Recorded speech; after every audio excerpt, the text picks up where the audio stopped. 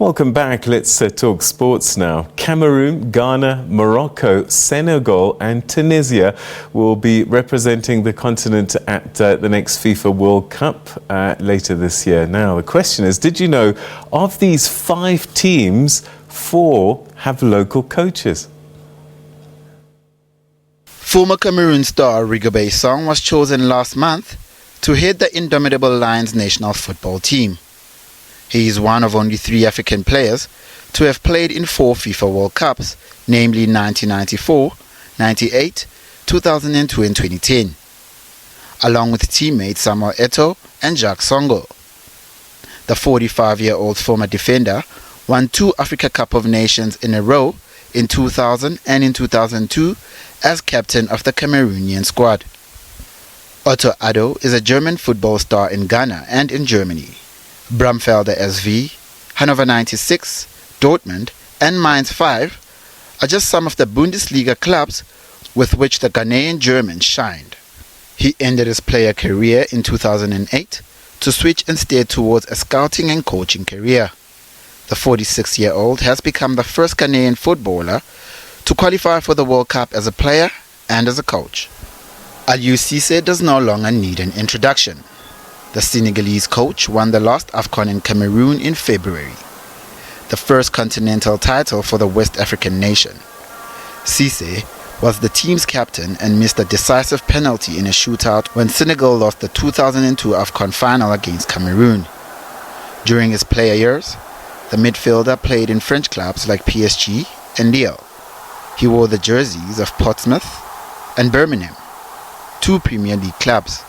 Tunisian coach Jalil Kadri is maybe the least famous compared to the 3 other African coaches heading to the FIFA 22 World Cup in Qatar.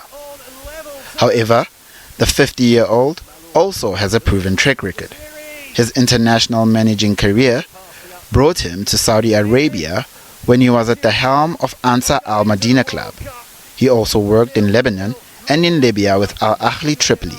He cut his teeth on the national scene where he coached first division club ES Zaris or Tunisian clubs like JS Cameroon.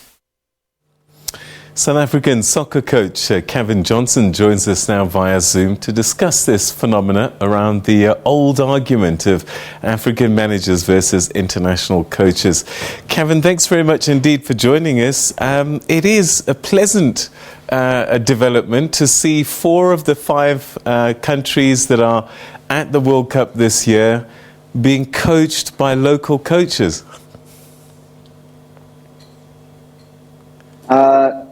Good evening, Peter, and thank you for having me on your show. Thank you for talking football. And I could have told this to you in 1998 because I've had the pleasure of working with probably one of the greatest coaches in the world, which is Carlos Pereira, who won the World Cup twice with Brazil. And at the courses that we went to, Peter, these people told us the only person that will win you a World Cup or a Champions League or an African AFCON like Cisse has just done recently is a coach from your country.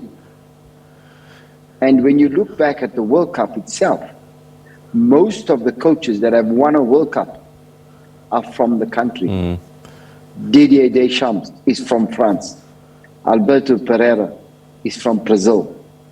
You understand what I'm saying? Yeah, Franz Beckenbauer is German. He's from Germany. Yeah, is German. So it stands to reason. And I go back to what I think the Dr. Patrice Motsepe said 2 days ago. An African country will win it, but it will only win it with an African coach from that country and given the time to develop that country. That's the only way we're going to win it. All right. But otherwise, if we hire a European coach, it's not going to work. All right. Let's talk a little bit about why a local is better. What is it about the local coach? What do they bring to the party? Is it nationalism? Is it intimate knowledge of how football is played in that country? What is it? it's a lot to do with the culture. I believe it's to do with the culture of that particular country. For example, Clive Barker won it in 1996 at the AFCON, but he knew the culture of the players, he knew the culture of the league that we play in, and this is what these guys that have just qualified for the World Cup know about their country, even though they've played abroad for many years. Like Song, he's played abroad. The Ghanaian guy, he's played in Germany, but he knows the culture of the country that he comes from, and that is so important for the next step in a country's ability to qualify for either an AFCON tournament or a World Cup. I believe that is what it is, and I only say this because the man who won the World Cup twice, he said, "My experience, and I've gone everywhere, I can only win the World Cup with Brazil." So I can't imagine I can't imagine England being managed by a non-English person. Why have we on the continent spent so much time allowing international coaches to come to our continent and coach our countries? Because we have been fooled by the European dominance of the world. So we just accepted it and... yes. Peter, for me personally, my opinion, we have been fooled. Like I say, we have been fooled by the European dominance of the world, and the fact that we sell the English Premier League so well that we able to watch a lot of football on our televisions, but nothing about Africa, nothing about Africans. But the people... And this is where I think we... Yeah. But Kevin... Say again? The people that run the game in Africa, a lot of them have been involved in local football for years. So why would they be confused? Why would they be fooled?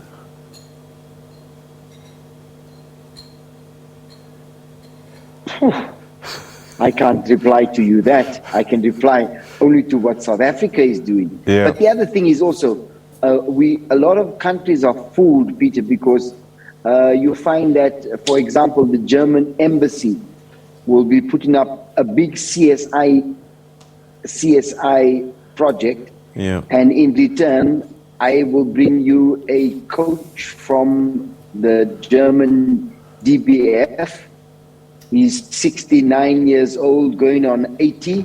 He has this experience, that experience, and I need him to take either your national team or your Olympic team somewhere, and we will pay his salary. We don't back off from that. We're okay for someone else to pay the German salary and let him come and do something, because along with that comes also other perks, that maybe he's able to fly to Germany 3 or 4 times and take our under-23s to play against X, Y, and Z in Germany and come back. And we think we're getting experience. We're not getting experience because we're not exposing our local people to the game internationally. You understand what I'm trying to say there? Yeah. Is our coaching good enough? Yes. I think our coaching is very good. I think our coaching can go many places. We just need to find the right combination and the right type of people to put together and give them a proper guidance in order to take the players that we have to the next level. I think we climb a step or 2 steps and then we fall down and we climb again, but there's nobody just to carry on building. So South Africa is the country you know. We have appointed locals as coaches of the national team, and for some reason it hasn't worked. What could be the reason?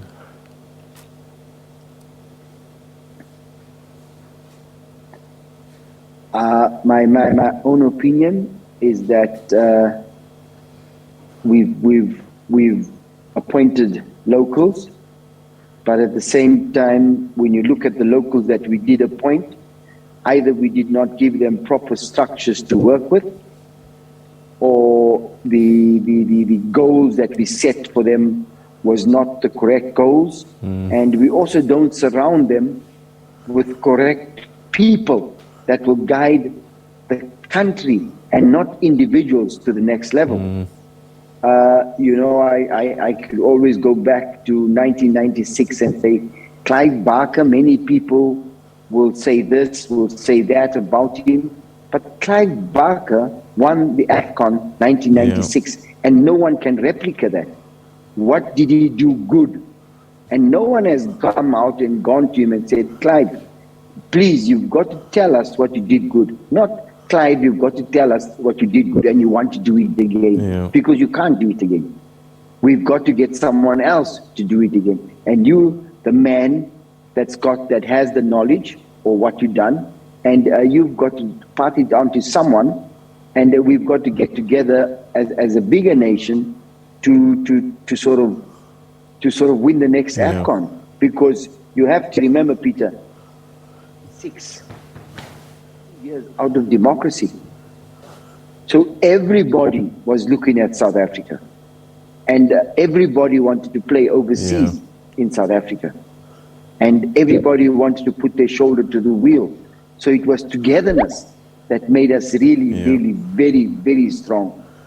And now that we're in the international world for plus minus 30 years now, there's some people who shy away from putting their shoulder to the wheel and saying, listen here, we've got to get stronger and stronger.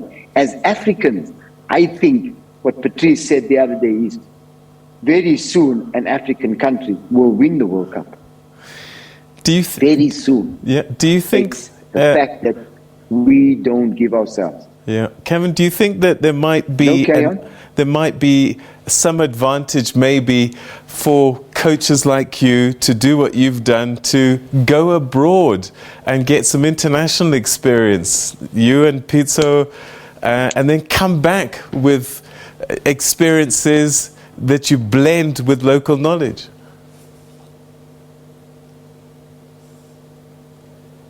Yes, I think it's important that happens, but at the same time, like we've said, we are not going to ever get the opportunity to work in Europe. We might work in Africa. Yes, Pizzo is at Al Ali, I was at Al Ali. We might get the opportunity to work in Morocco, or you get the opportunity to work in Tanzania or Senegal. We might get those opportunities. Yeah. But an African in Europe, I'll lay golden eggs for you. I'll lay golden eggs for you, Peter, if that happens. All right. So I suppose as a final thing, it would be really nice. It would be really nice if our coaches do really well at this World Cup and really lay a foundation maybe for a new way of thinking. Yeah, for me, there's a new way of thinking is coming up. You have Quinton Fortune that's in Europe. He's coaching. You have Steven Pienaar who's coaching at Ajax. I think Quinton's still at Manchester United. So you have them. We pray that they get the opportunity to coach at another level, a little bit higher, because then they can come back to South Africa. And maybe that will give us the edge that we're looking for, Peter. And that can only happen in a few more years, maybe 10 years, maybe 15 years, I don't know. But that's the opportunity that we're going to get, is by our players going there, playing there, staying there. I think this is what happened. The typical example we're talking about is what's happened to the guy from Ghana, who's qualified the Ghanaian team to play in the World Cup. Kevin, it's been a pleasure talking to you. Thank you so much indeed for your time. It's a pleasure, Peter, and nice to be on your show. Great. And I hope I've been a little bit informative to the South African public. You've been brilliant, and now we want you to coach Bafana. That's Cavin Johnson there speaking to us about this phenomena of local coaches. And he said that Carlos Pereira said that, listen, if you want to win a World Cup, you've got to have a local coach. All right, let's look at other football issues. And former Ivory Coast and Chelsea